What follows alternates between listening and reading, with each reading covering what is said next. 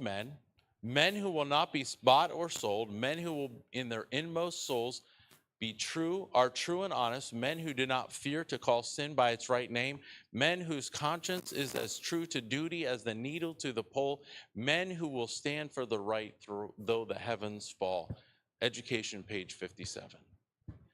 My vision is to have churches full of men like this, that every one of our churches have men, hopefully all of the men in the churches who are described with this statement.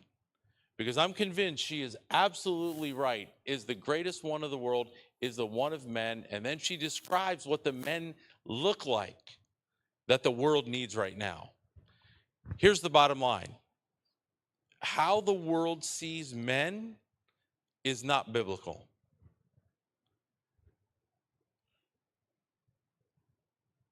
And I believe that we are called to go back to Scripture. Now, it doesn't mean that we are men who make our wives or our children subservient to us and have our thumb on them. But I believe that what we are called to is to be men who are leaders in our homes, leaders in our churches, leaders in our community, and have these characteristics that Ellen White points out, men who have integrity. Do you realize that in 2023, integrity is seen as optional? And someone who has integrity is sometimes seen as an outlier. They make fun of it. Really, you want to do the right thing? That's not the... And so we need to have men in our church who are men of integrity, men who are leaders. And so this is the vision. The vision is to have churches full of men who fall into this characteristic. Men who are men of integrity, men who are leaders in their homes, in their churches, and in their communities.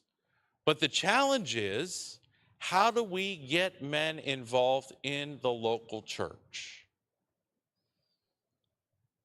One study says that on any weekend, and this is just not Adventist, this is Christianity as a whole, but I think it holds true for Adventists, there are 61% women versus 39% men in the pews in the local church. Think about the church you attended this morning, if you attended church. Does that hold up? Are there more women than men in our churches? The proportion may be a little bit different, but what I've discovered in my many journeys around the conference now, and even in ministry in the past, this holds very true, that men are less likely to come to church than women. And we could spend 2 hours talking about why that is. There's a book called Why Men Hate Going to Church, or Why Men Hate Church, that talks about that. But this is the reality. Getting men involved in the local church is a challenge. Here's what I also discovered. Even when men attend church, their involvement outside the Sabbath morning hours is less than women. Even if you get guys to come to church, their involvement is only from 9 to 12 or 9 to 1. And so even if they are in church, sometimes there's a challenge to get men involved outside the Sabbath hours. Now, here's what I'll say about the men that are involved outside the Sabbath hours. They are very busy with church work, because our churches fall into the same thing as many other organizations. And that is 20% of the people do 80%. Is that true here in the Valley? Maybe you guys are the outliers. I don't know. All the sunshine, the oranges, the citrus, the palm trees. And so the challenge is that not only do men not connect in church, but even the men who are in church, many of them are only involved during that 9 to 1 window, Sabbath morning, and Sunday through Friday, they're not involved with church at all. The guys that are involved outside of the Sabbath hours are the guys who are super busy. So the challenge is, how do we get more men involved in the local church? So here's a strategy. I'm convinced, and let me give you a little bit of background of why I'm able to share and why, part of the reason why I was elected and chosen as the men's ministry coordinator. My doctor of ministry is on developing men as spiritual leaders. I served as men's ministry leader at the Arlington Church. Many of you know Arlington. It's the second largest church here in the conference and in the union, for the 10 and a half years I was there. So I've got some experience. I've studied it. So I'm convinced that we need a strategy that is both, what's the words?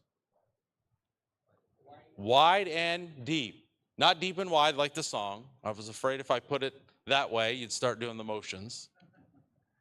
But wide and deep.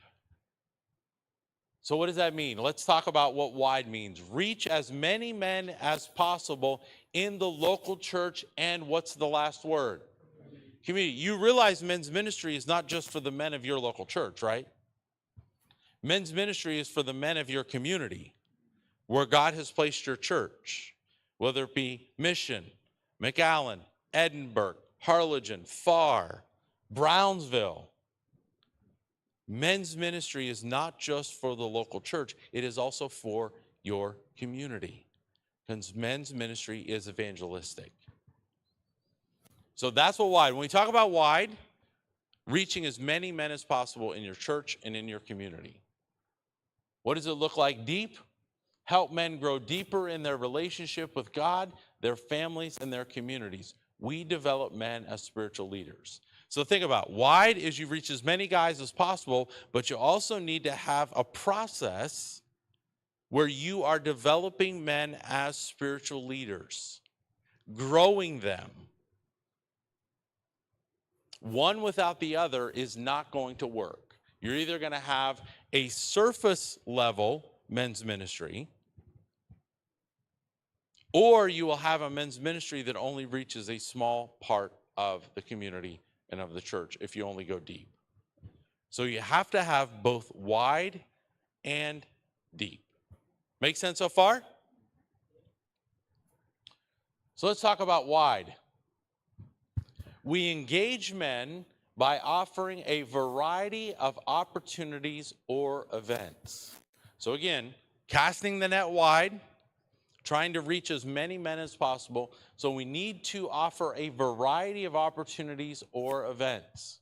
Now, when you plan one of these things and offer one of these opportunities or events, it needs to fulfill at least two of the three attributes I'm about to share.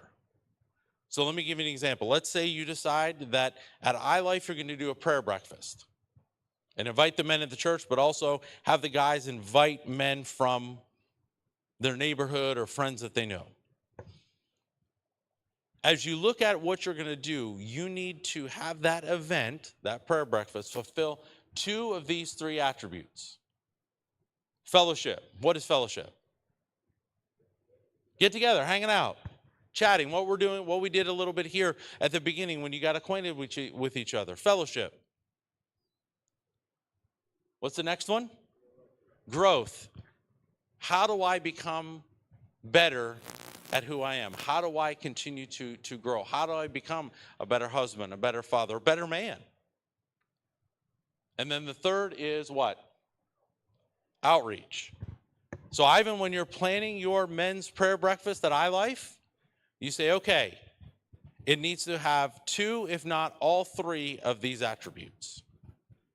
So does a prayer breakfast have fellowship as a component? Absolutely. The guys aren't going to walk in and just sit and not talk to anybody. So you're going to get to fellowship. You're going to get to enjoy talking to each other and getting to know each other better. Does it have growth? Do you have a devotional? Do you have a speaker that comes in and shares? Or do you do something around the tables where you're challenging men? And then third, is it outreach? Are you just inviting men from your church? Or are you using it as an opportunity to have the guys in your church invite some neighbors or some friends to come. So a couple of months ago, there was a prayer breakfast that I was invited to on Sunday morning at Fort Worth First. So I wanted to put this to the test. So I walked in, and immediately there was a buzz in the room. There was fellowship. There was talking. There was so much talking, it was hard for us to get everybody's attention to give them instructions how to eat breakfast. I was asked to do a little bit of a devotional and a little bit of training. So it was growth. Now, in reality, had there not been any outreach, they would have fulfilled 2 of the 3 attributes. But what I found very cool was one of the guys pulled me aside at the end and said, "You're not going to believe this.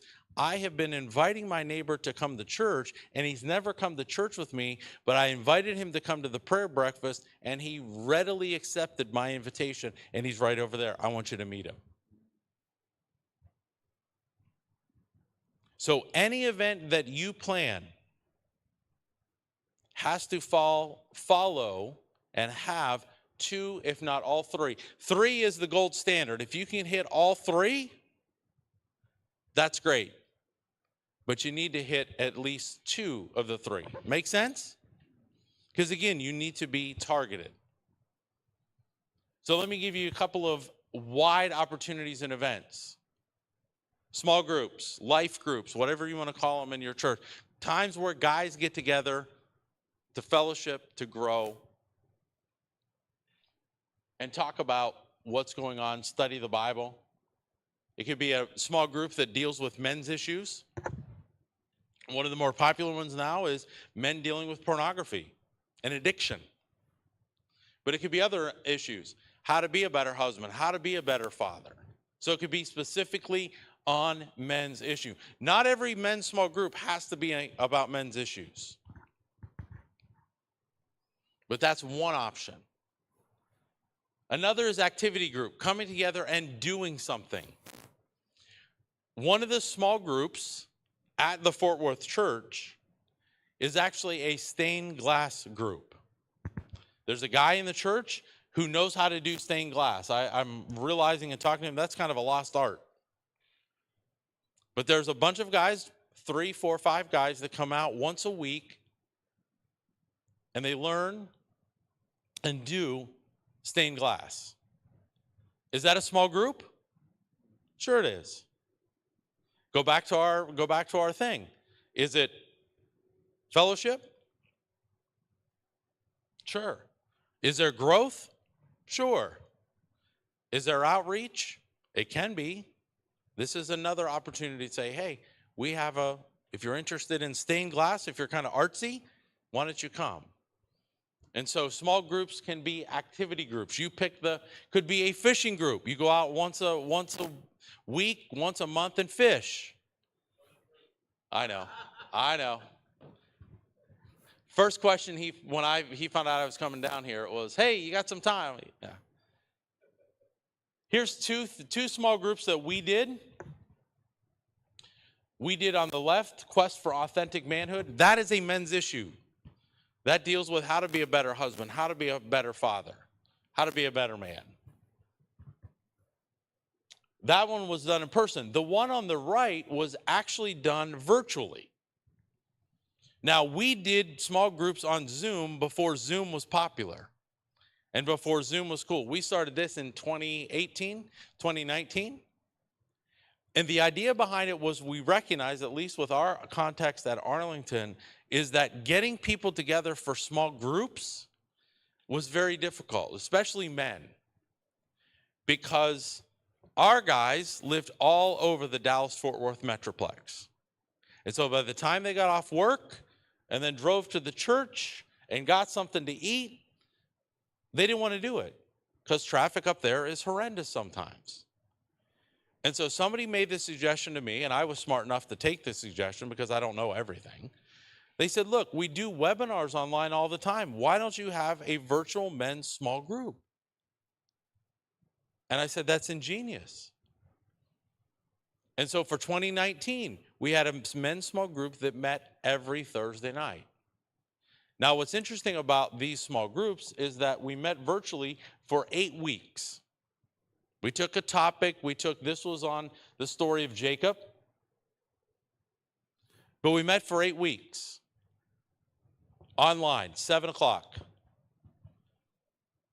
And what I found interesting was that there were guys on that small group who said, I would never be able to be a part of a small group if this weren't virtual, because I work in Frisco, or I work in North Fort Worth, or I work wherever, and I'd never be able to drive to the church. But the fact that I can go home, turn on Zoom, and have a small group, that's great. And then the 9th week, we met at a restaurant, and we didn't do any study. That was just a time of fellowship, to see each other in the flesh, because we'd been seeing each other virtually for the last 8 weeks. You know, all of our small groups at Arlington shut down during the pandemic, except for this one. Even in the midst of the pandemic, we got together at the church outside and had our fellowship time at the end of our module. To this day, this group is still going on with guys who never would be part of a small group. So again, with small groups, think creative. Don't think, oh, we just got to study the Bible, or we just have to be creative. And we'll talk about how you find out what guys might be interested in. Let me give you some other examples. Group projects. Guys like to do things, right? Like to build things, like to help people. So maybe you have a Sunday, put word out a couple Sabbaths in a row for a Sunday to go out and fix somebody's fence, or do landscaping, or do something for someone who can't do it themselves. Maybe it's a shut-in. Group projects. Men's breakfast, we like to eat, so makes sense. Men's breakfast. Athletic opportunities. One of the most unique parts of our men's ministry at Arlington was we had a softball team. Our softball team was in the city league of the city of Arlington. So every Sunday, a group of guys went and played softball as a team against other teams in the city league. Now, what's interesting about that is that we became very well known pretty quickly, because our nickname, our team name, was the Haystacks. So you can imagine everybody else in the league was not having us. They're like, hey, why are you named after a bunch of hay? And so our team was able to share that. Now, I will admit, I played the first couple of seasons. We got shellacked. We were not very good at all. But one of the practices from the very beginning was, at the end of the game, no matter if we lost 25-0 or if we eked out a win 2-1, we would ask the other team before the next game took place if they would be interested in praying with us. And so we gathered around the pitcher's mound. Softball, you know, it's flat.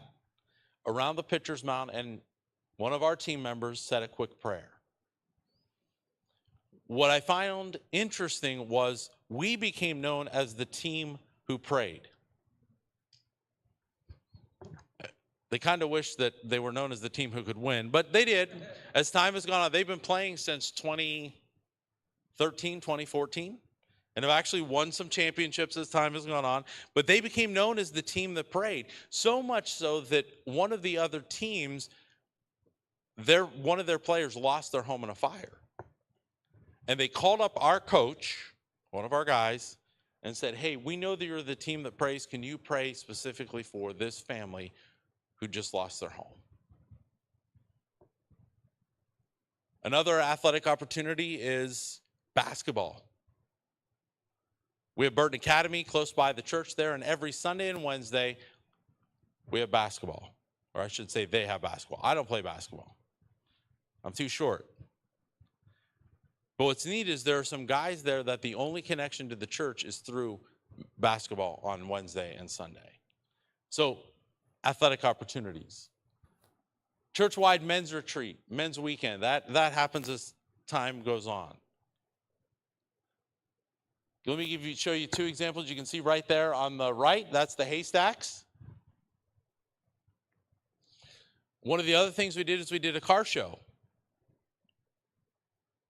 I'm not a car guy, but one of my guys said, what would it be like if we did a car show in our parking lot? As you can see, the parking lot at Arlington, for those of you who have never been up there, it's massive.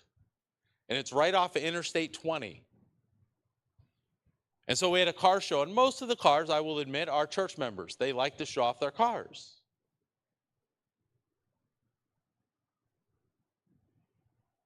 But the day we were having the car show, and we had a couple of car shows over my time there, the day we were doing this particular car show, we're standing there, and everybody kind of put their car in for judging and for prizes and all that kind of stuff.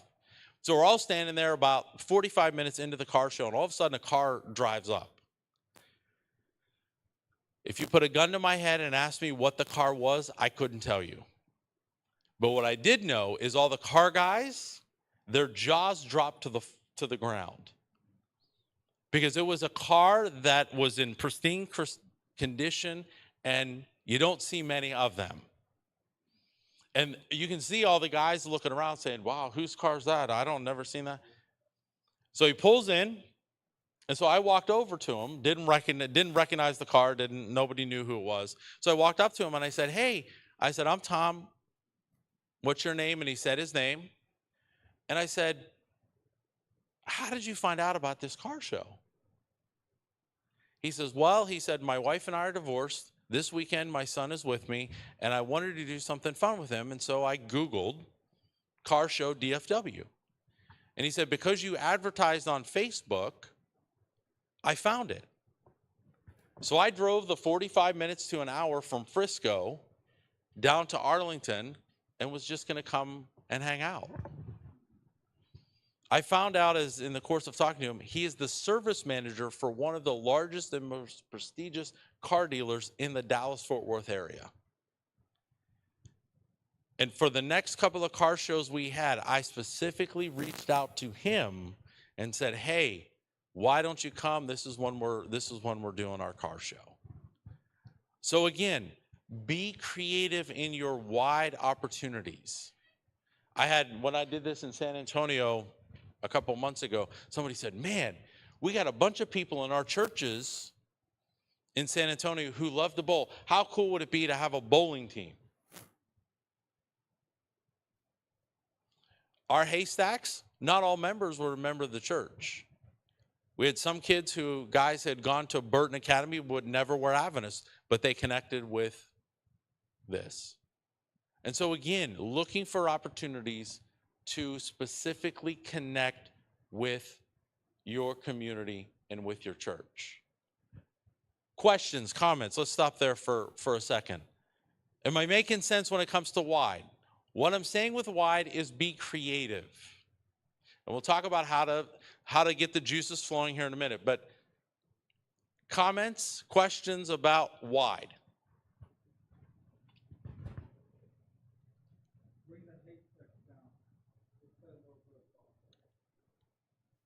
You know what has ended up, Mike? They actually have 3 teams now. Two of the 3 teams are co-ed. Bring all of them. With your eyes. That would be. I'll have to share that challenge with our coach. Oh man, you cheat? Just saying. Any other comments, helpful comments on wide? Okay? So let's talk about deep. So here are the assumptions that underlay the implementation of developing men as spiritual leaders. The first assumption is that every man is called to be a leader in their homes, in their workplaces, in their communities, in their church. Do you believe that? Are you sure? Every man is called to be a leader in their home, in their workplace, in their communities, in their church. And number two, the best leadership training happens over time as part of a community. We do not develop leaders in a day or a weekend. We do elders training once a year. We'll be circling back around here this summer. If that is the only training that your elders receive, you're in trouble. Because leadership training cannot happen just in a day. It can't even happen on a weekend. If you take your elders out or your leaders out for a retreat for a weekend, that you can't go, okay, I'm done now developing them as leaders. Because leadership development happens over time as part of a what? Community. So there's time, but there's also fellowship and community. You do this together. You're not just sitting at home being developed. You are being developed within the context of a community over a period of time. So let me introduce you to something that really worked at Arlington. We had over 60 men developed as spiritual leaders over the course of 7 years. And let me show you what it looks like. It's called Joshua's Men. It uses mentoring as its foundation, so it's not something that you just sit in a classroom. It is where you're coming together in community. It's a year-long. How long? Year-long. So the men who are going through it have to commit to this year-long process. Because you got to go from beginning to end. And it's based upon the way Jesus developed spiritual leaders. So it's biblical. So let me give you 30 seconds on how Jesus developed it. Mark 3 says that Jesus chose those he wanted to be with him. So he chose the disciples. He didn't put up a sign-up sheet in Capernaum. He didn't put a sign-up sheet in Bethsaida. He didn't put a sign-up sheet in Jerusalem that said, be my disciple. Who wants to be Jesus' disciple? What did he do?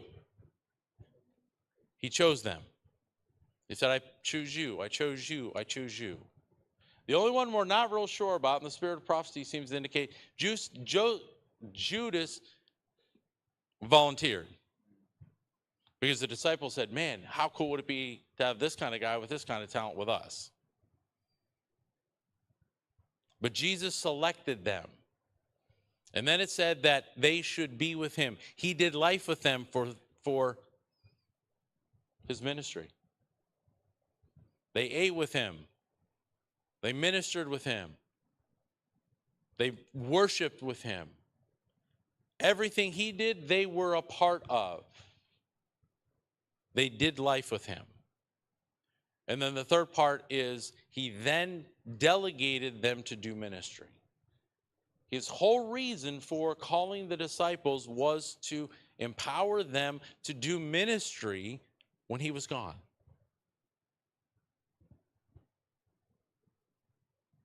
And he sent them out 2 by 2.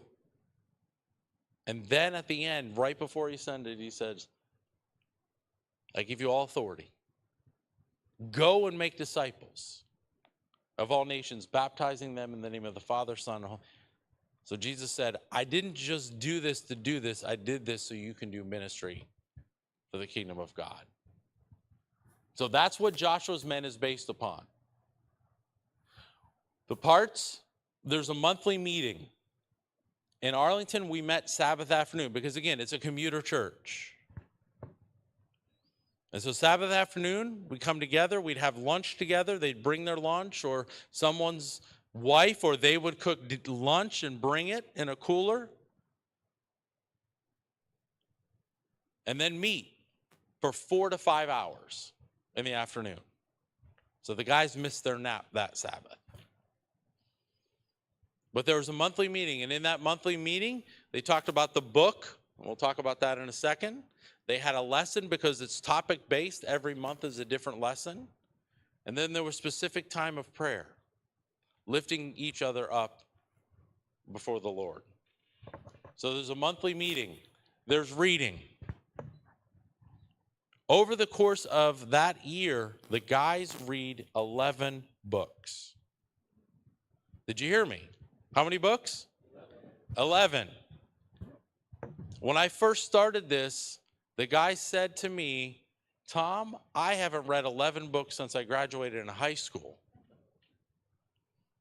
And I said, I guarantee you, you'll read 11 books by the time you're done with this year. And some of them read them, some of them listened to them on Audible or audiobook, but they read 11 books. And what was really cool was at the end of the year, many of the guys said to me, reading as a love has been reawakened in me. So they read 11 books. Each book is a different topic because each month is a topic, and we'll talk about that. They have prayer partners. Every month, they're a prayer partner with a different guy in the group.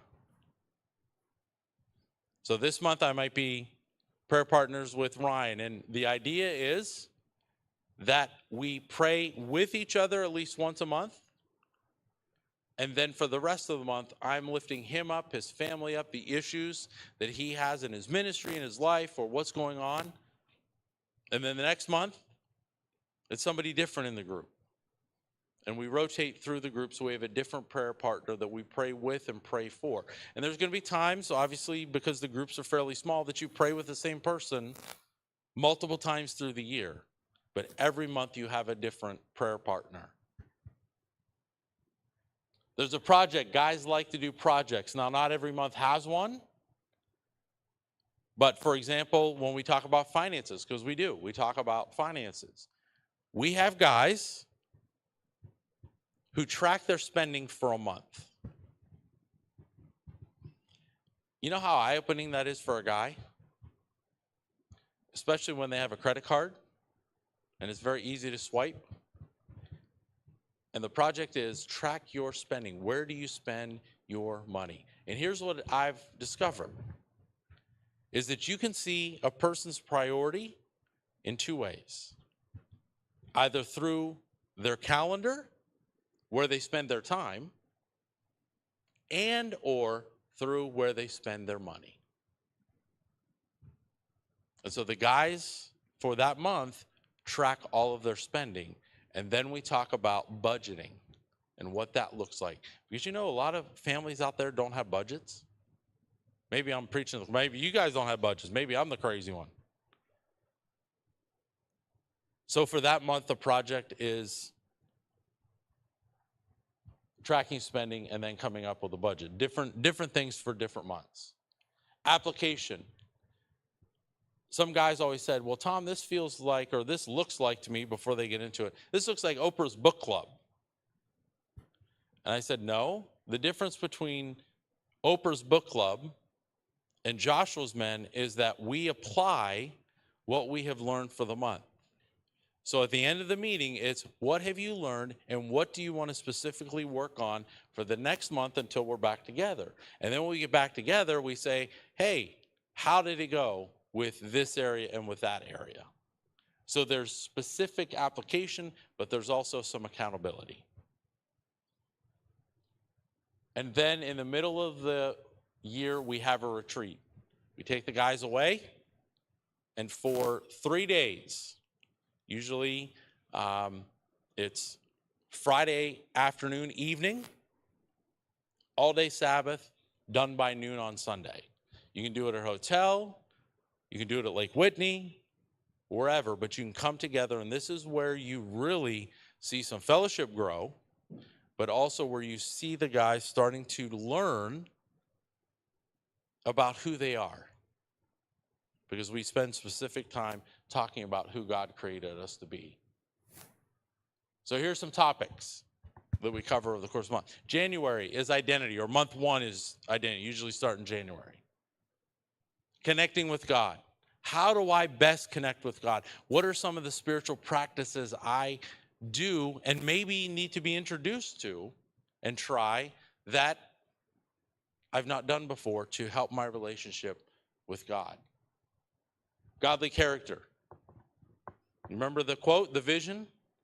We want men of integrity. We want men who are Jesus-like, who are Christ-like. So we talk about godly character, what that looks like. Connecting with people. You know what the book is for that month?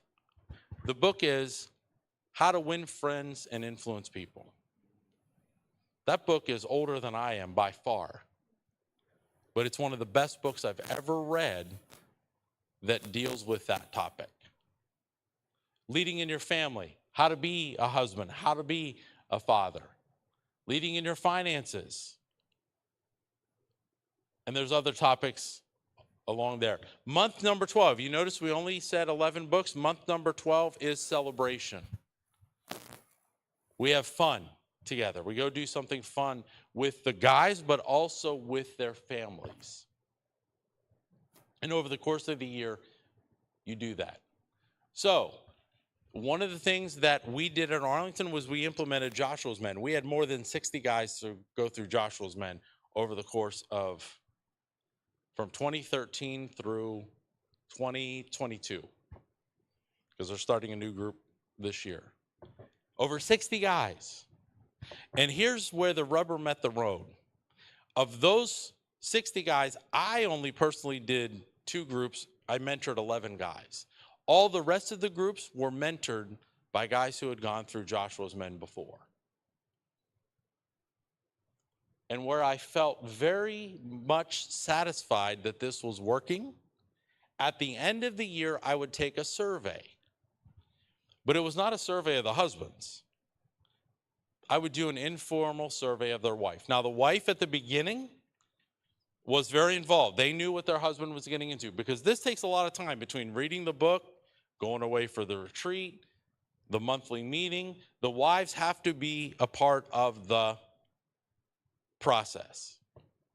And I tell the wives, I said, your husband by the end of this may not pick up his drawers from the floor. He may not put the toilet paper on right. He may not put the toilet seat down. But I guarantee you, if he does the work, he will be a better husband, a better father. And so at the end of the year, I go to the wives and I said, okay, I made you a guarantee. Tell me, is your husband, a better father, a better leader? 59 of the 59 wives said yes. The only reason I didn't get 60 is because one guy was single. Ended up getting married a couple of years after he went through Joshua's Men, and he said to me, thank you for allowing me to go through this as a single guy, because now I know how to be a better husband, how to be a better father. So it's available from Advent Source. I encourage you to pick it up. For me, it's a labor of love because it's my stuff. We've had churches go through it. We've actually had pastors go through it. I know, Ryan, you're part of a group here in the Valley that we're taking through it. But it is something that you can use to develop men in your congregation as spiritual leaders. You don't have to go through Joshua's Men to do it, because this leader's guide will tell you exactly how to do it from A to Z. So if you want to see it, if you want to talk about it, we can talk afterwards.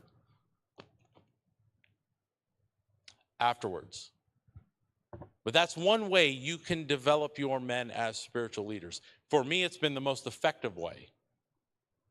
Because while the curriculum is good, and while these topics are timely, the secret sauce of this is the guys getting together every month and building that brotherhood, that fraternity.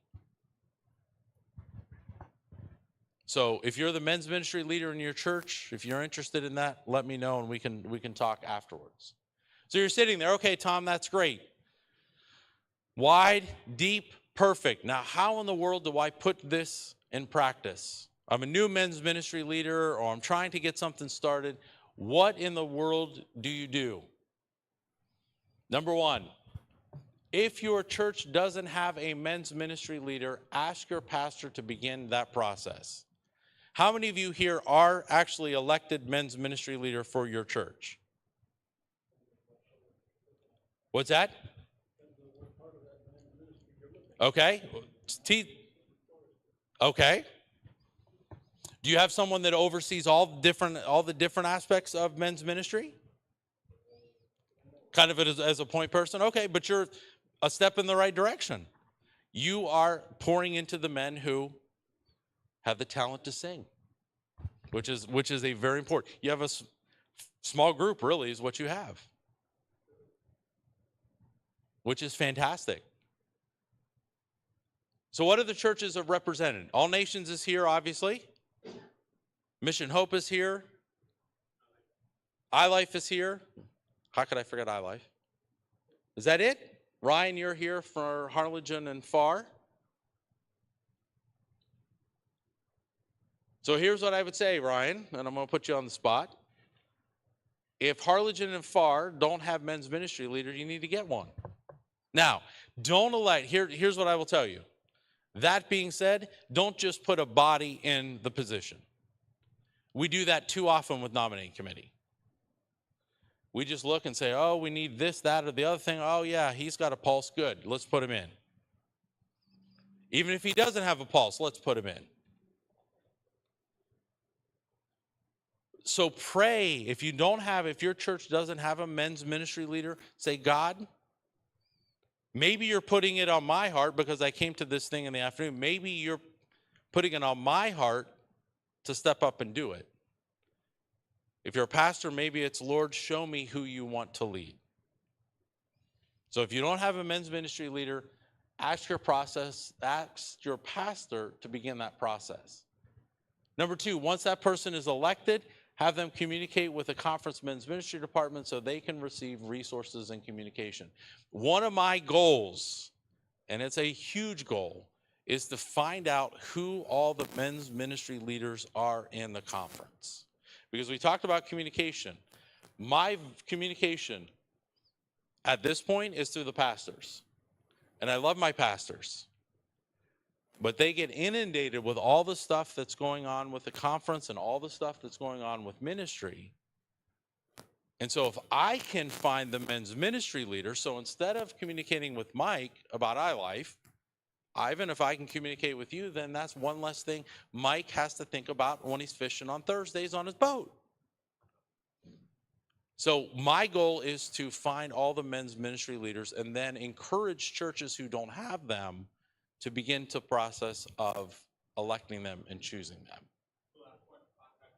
Yes. I'm going to give you another point of contact here that I'm working on. And we'll talk about that toward the end when we get to organization. But yes, I need to know that you're the guy at iLife, and I will have an email list and a phone list of the guys who are men's ministry leaders throughout the conference. Create and distribute what's the word? Survey to the men of the church asking for input as to the activities they would like to see and help with. One of my biggest mistakes, even though I had studied men's ministry, I made a rookie mistake when I came on board at Arlington as men's ministry leader. My first event was a football party. I thought, it's Texas. We like football. We like hot dogs. What could go wrong? And I realized after 8 guys showed up that maybe I had missed the mark. And so then I said, well, maybe instead of me assuming what the guys want, maybe I need to ask them what they want. And so I made a survey, distributed a survey, and all of a sudden now my events were much better attended because they came up with the ideas instead of me coming up with the ideas that I think they wanted. So before you do anything, create a survey to find out what the guys of your church want. Because what works in one church, what works within the culture of one church, doesn't necessarily work in another church. What works in the valley probably won't work in East Texas or DFW. So the only way to truly find out what the guys of your church really want is to what? Ask them. Give them a survey. And if you have no idea how to do it, I have 2 surveys at texasadventistmen.org/resources. There are 2 surveys you can take and you can use. All you have to do is change the church's name and pass them out. You can do it electronically. You can do it by paper, whatever works within your context. But ask your guys, not only what do they want to see, but also what are they willing to help with. Which brings me to the next bullet point. Assemble a what? Team. Don't be a lone ranger. You may be the elected men's ministry person for your church. Don't do it alone. Even if your church has an elected men's ministry leader, you need to, especially if you're here, you need to be a part of your men's ministries team because you're here. Don't do it by yourself. You're asking for burnout if you try to do it by yourself. So assemble a team. Next, get some money. Get a budget. I've seen too many men's ministry leaders funding men's ministry out of their own pocket because they've either been told no by the church or they've been afraid to ask the church for money.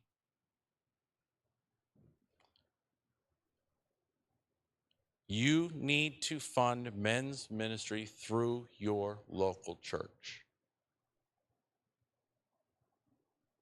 Because your men's ministry is just as important as Children's Sabbath School. And Children's Sabbath School has a budget, I guarantee it. So Ivan, get some money. All right. You need to have money to do stuff. So get a budget. Start small. Don't do everything at one time. It is better to do a few things well than several things with mediocrity. I want you to hear that. It's better to do a few things well than to do a lot of things with mediocrity.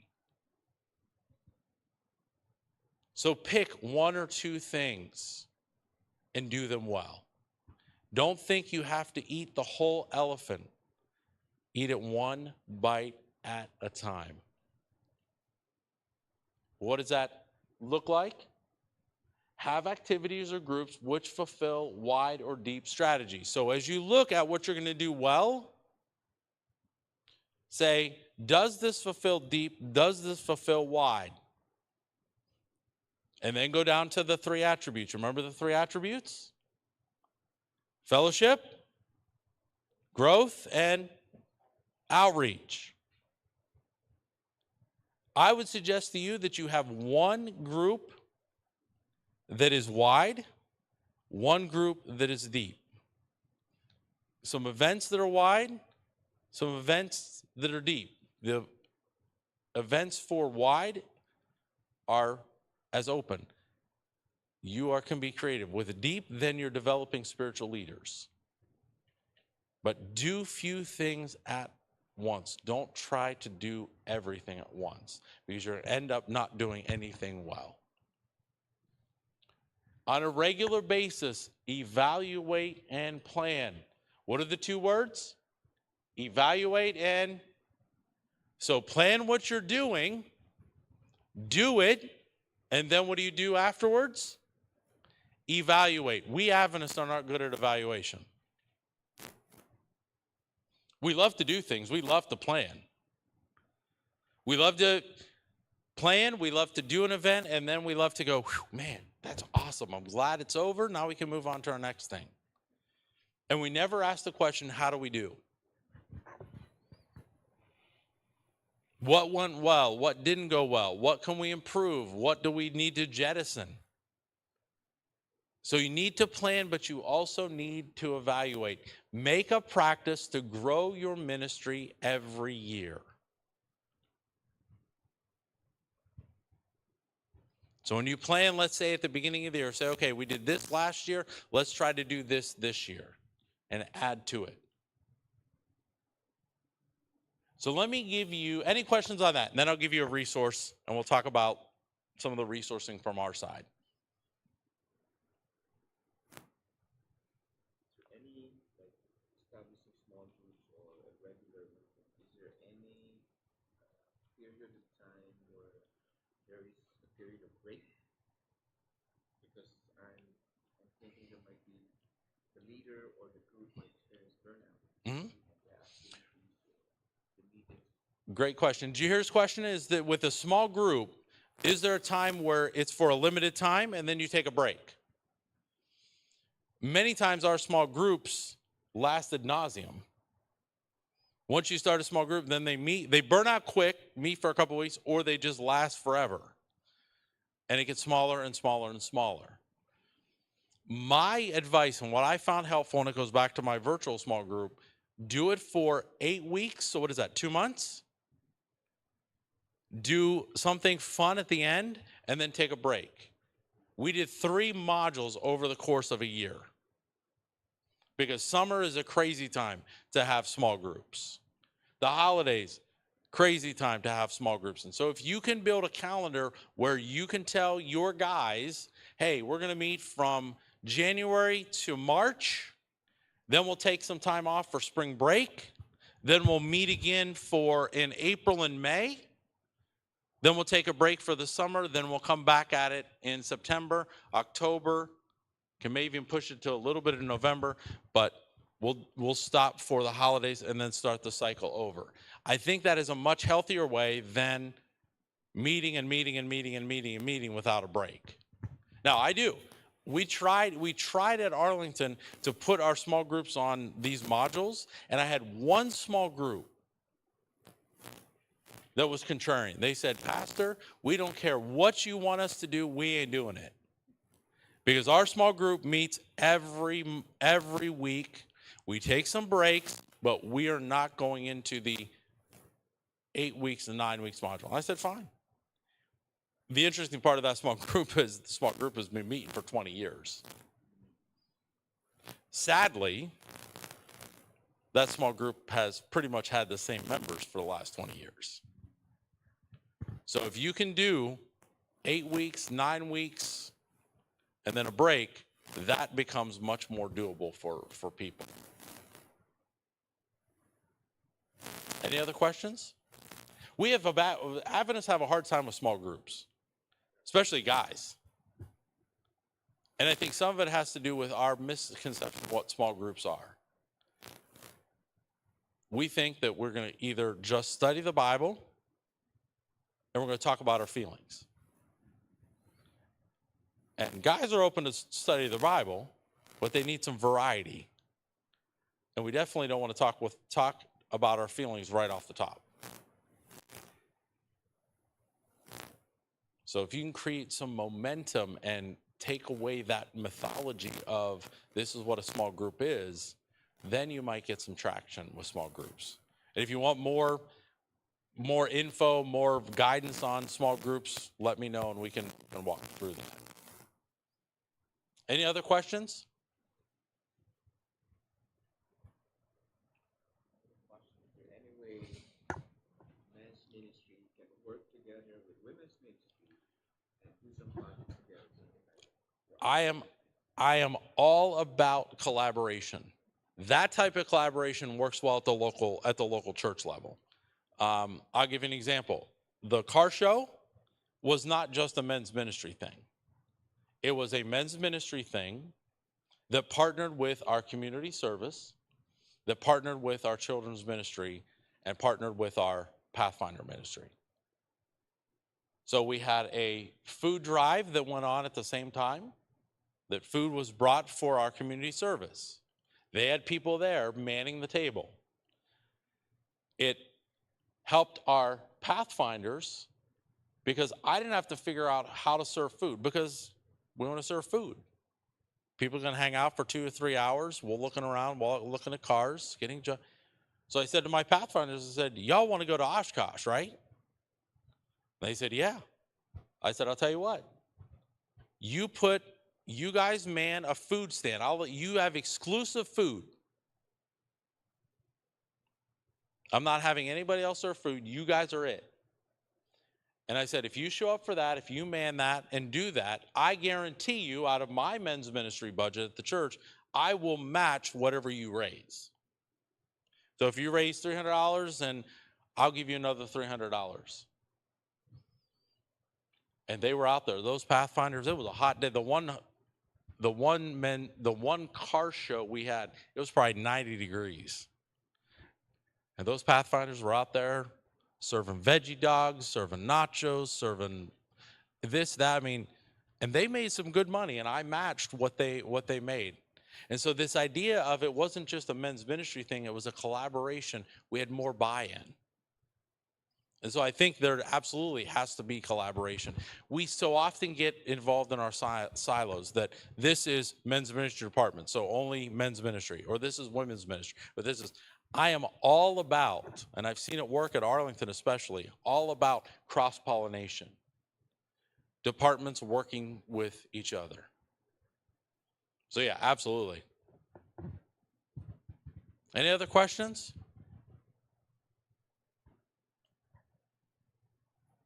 All right, let me give you a resource. It is called Right Now Media. I'm always getting the question, well, Pastor Tom, how do we find Bible studies to do? How do we find curriculum? And I said, well, at this point, other than Joshua's men, there is no specifically written for men's Bible study curriculum. But we have a lot of Bible studies as Adventists. You go to the ABC, but not specifically for men.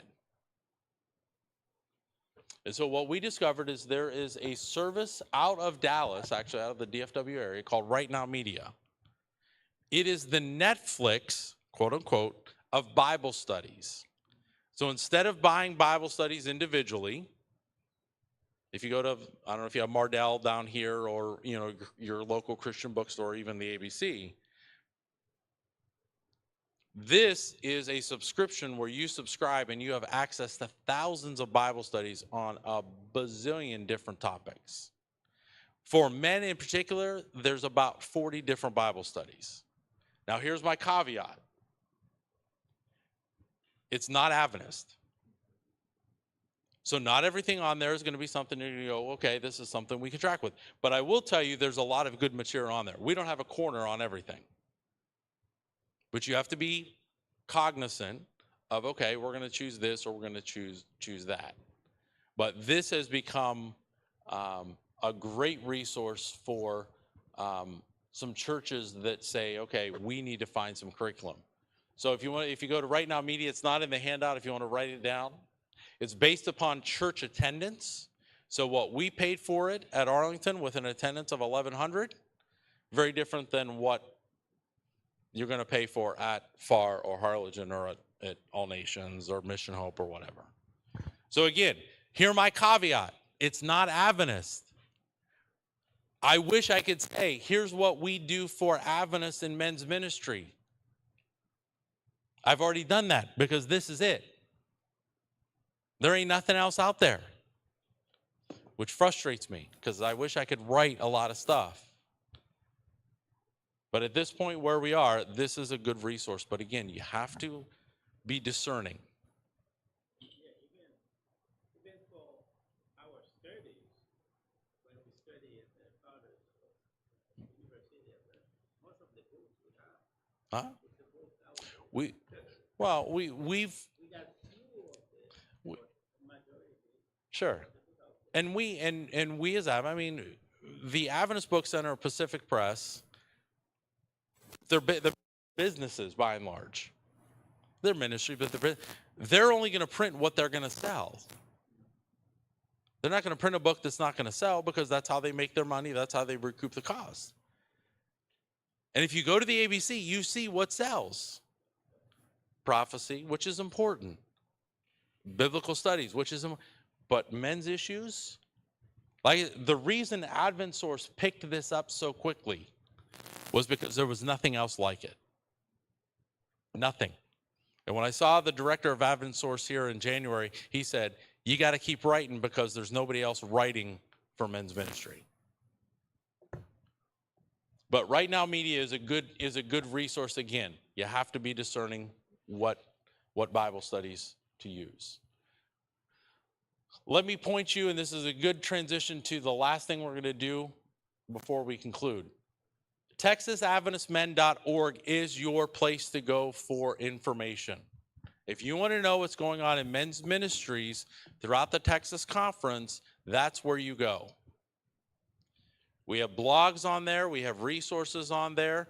We have calendar on there. My goal is to start to put not just our events that I sponsor or we sponsor at the conference level, but start to put events in local areas so that if a church is doing something, if iLife is doing something big in the valley for men's ministry, I can put it up there so the other churches in the valley can see that. So TexasAdventistMen.org is the place to go. Last thing. Our philosophy at the conference office is that we are here to serve you. You are not there to serve us. We are here to serve you. We want to facilitate your ministry in your local church in whatever way we can, because we recognize very quickly where you are is where ministry happens. Not a lot of ministry happens at the corner of I-35 and US 67 in Alvarado, Texas. We're creating resources, but all of that is for you. And so what I'm saying is that I want to serve you in whatever way that I can as the men's ministry coordinator. One of the ways that I am creating my own team is that I have men from each part of the conference that have either I've asked or I've been given their contact and we've talked and I'm comfortable having them as what I call the area men's ministry coordinator. The one for the Valley is a guy from Edinburgh, Andy Yu. Is that how you say his last name? Y-O, I think it's Y-O or Y, I think it's Y-O-U, Y-O-O. Andrew Yu. I was hoping he'd be here today, but I didn't hear anything back from him that he was able to come. But he's my guy here in the Valley. So, Ivan, to answer your question, you can always contact me. But I'm also going to put you in contact with Andrew, so that you have someone here, boots on the ground, because I'm a long way from here. So we'll send that as a follow-up. I will send that out to you later this week with more information. But we want to be here. We're looking to do some resourcing financially to our men's ministries here in the Valley and throughout the conference. I've not nailed what that looks like just yet. I want to finish this recharge events and hear from you what that might look like. So I'm interested to be a resource to you. We got 15 minutes. Anything that you can see we can help with to help you do men's ministry better.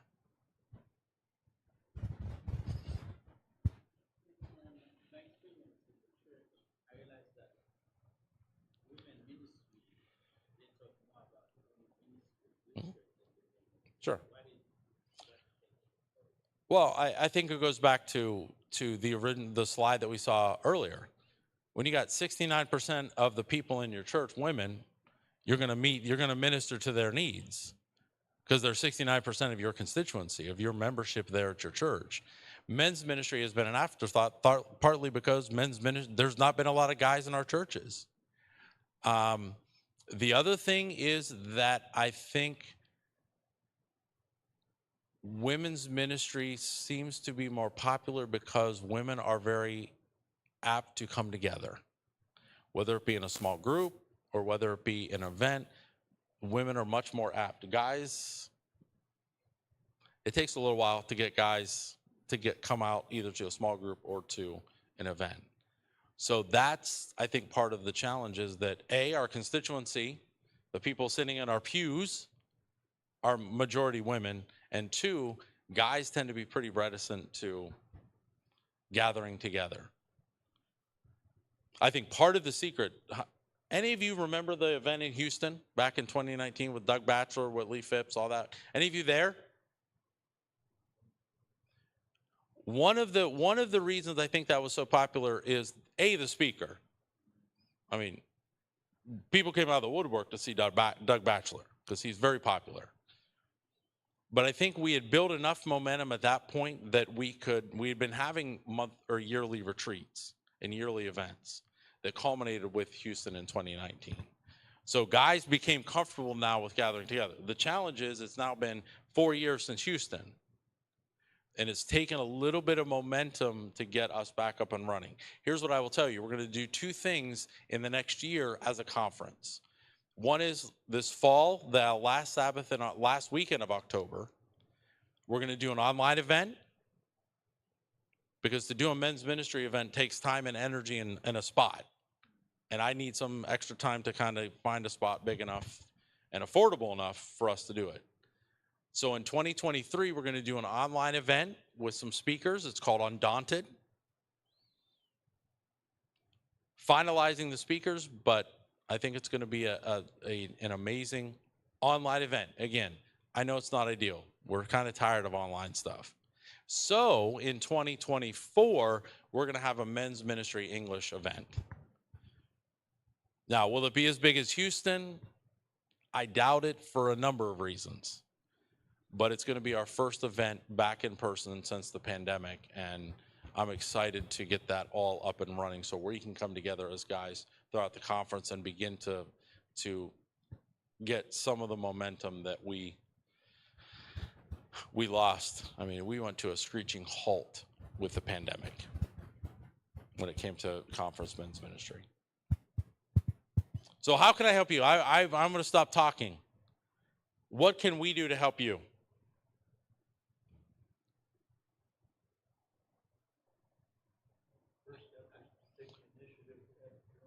There you go. There you go. Yep.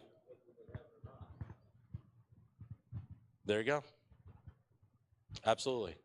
And if whatever you need to help that get started, I'm willing to, I don't want to say nag, but willing to. Mm-hmm. Right. Yeah.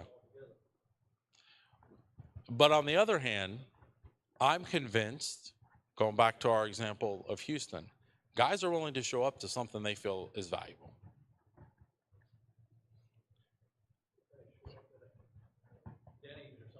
Yeah, I mean, it really, and sometimes you meet them where they are with that. And so, so again, you're right, life happens. I've got 2 teenagers at home, one of which just called me.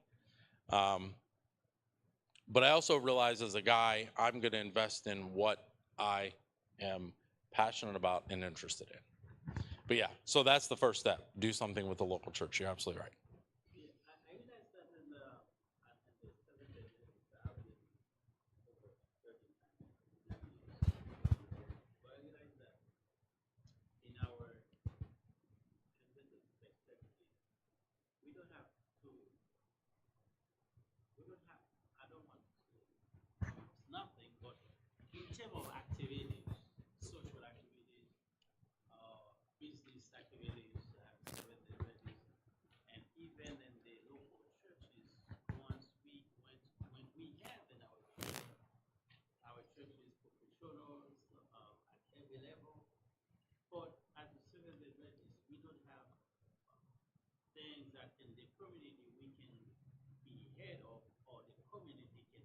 Mm-hmm.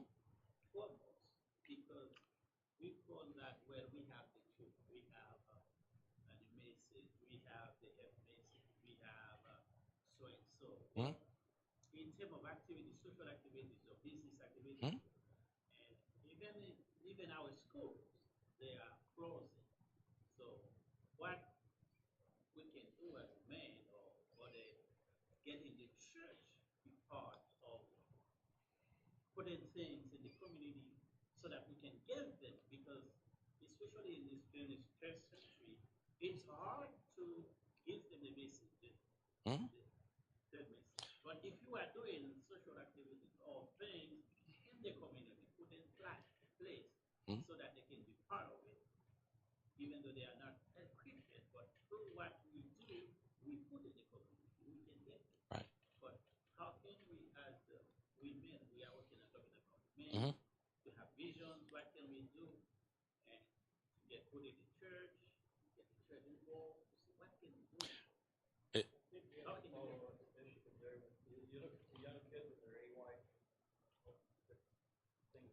uh-huh. And basically, it's kind of the same idea with adult men. Yeah.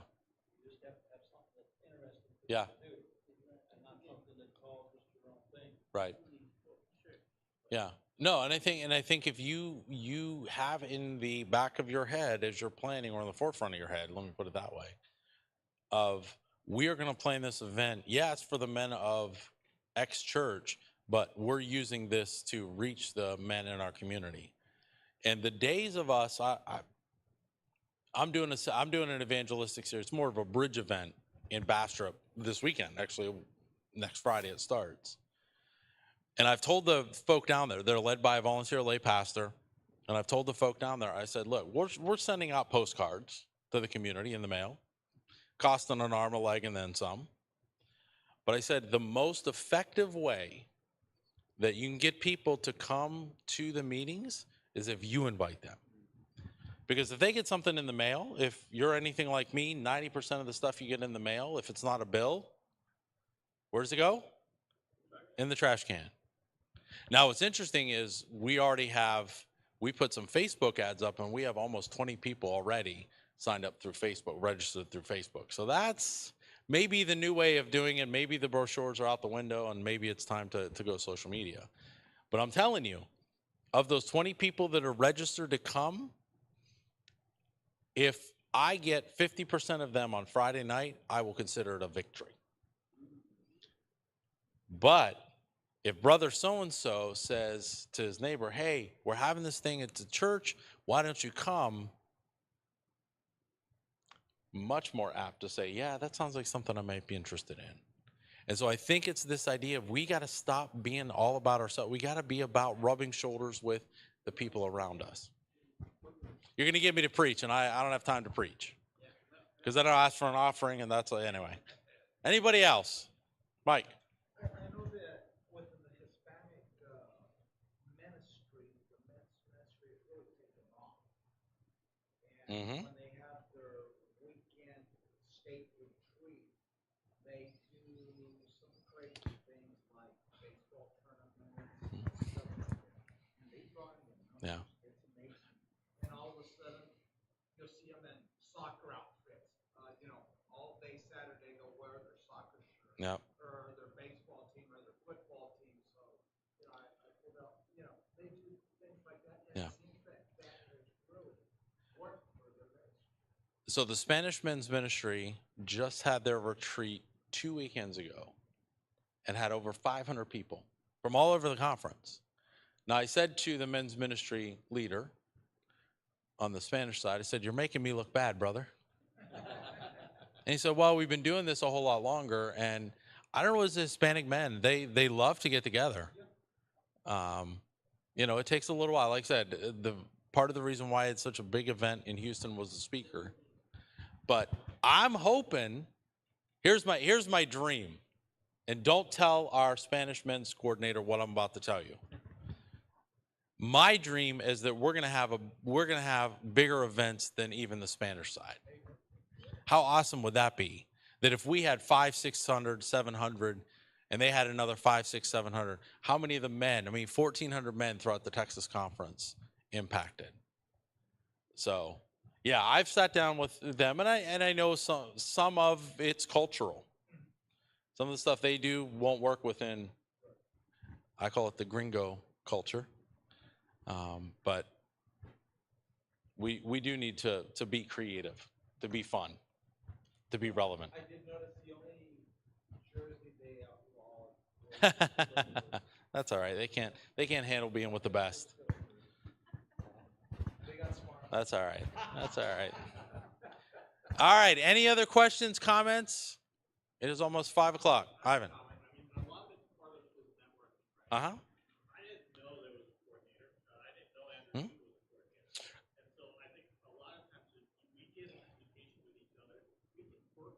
Yeah.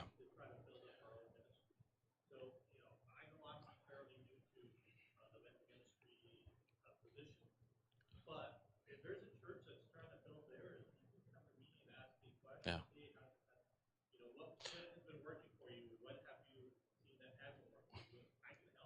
Yeah. It is. And that's why, see, everything I did today had some method behind the madness. That's why I had you sit with people you didn't know. Because now you know them. And so there's that networking, there's that, hey, in collaboration. I'm huge on collaboration because every church doesn't know everything or doesn't do everything well.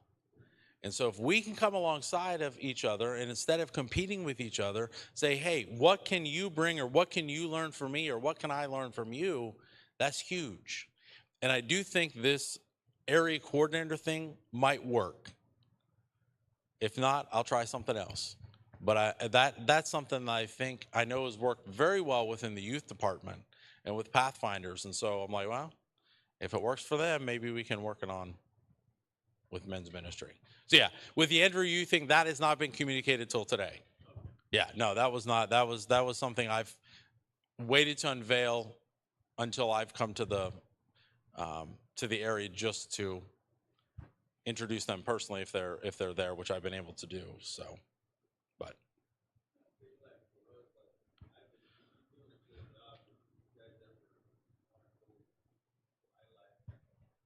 yeah, I think you're a little biased, but okay. Yeah.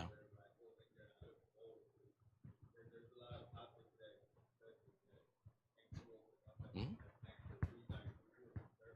Yeah.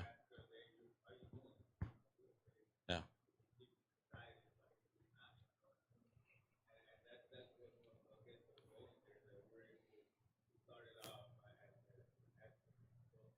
Yeah.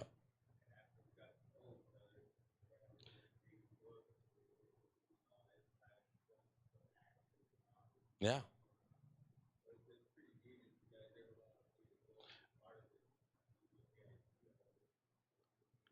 And I'm always interested in hearing, and maybe Ivan, you and I need to talk about some of the stuff that you're doing because I'd love to hear. Because I've taken my experience from Arlington, which is, one experience, and now have heard from other churches what they're doing. But I'd love to hear some of the stuff that's happening.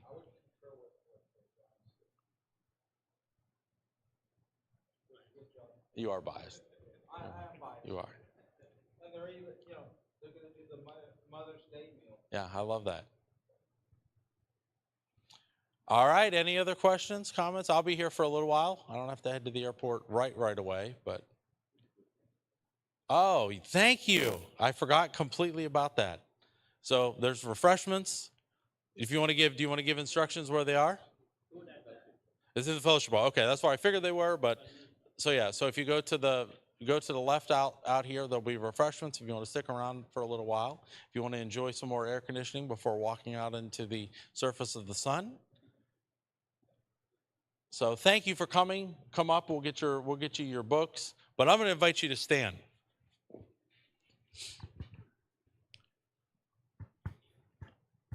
Let's pray. Father, thank you for this time. Lord, I thank you for these men who are here, but also the churches that they're a part of. Lord, I pray that you would just continue to work mightily in this area, in these churches, in Mission Hope, in All Nations, in iLife, in Harlingen, Farr, Brownsville, throughout the Rio Grande Valley. And Lord, I pray that you would just be with the men of the valley, the challenges that they face, and Lord, whatever we collectively can do to be used by you to impact them, I pray your spirit would just be with us. Lord, be with us as we head home. Keep us safe. Lord, and again, I thank you for the opportunity we have to come together. And Lord, I pray your blessing upon the food that we're going to enjoy, the refreshments we're going to enjoy. And Lord, we pray that you would keep our eyes focused on you. In Jesus' name we pray. Amen. Let's have a photo. Yeah, that'd be, man, look at you. You have all the good ideas.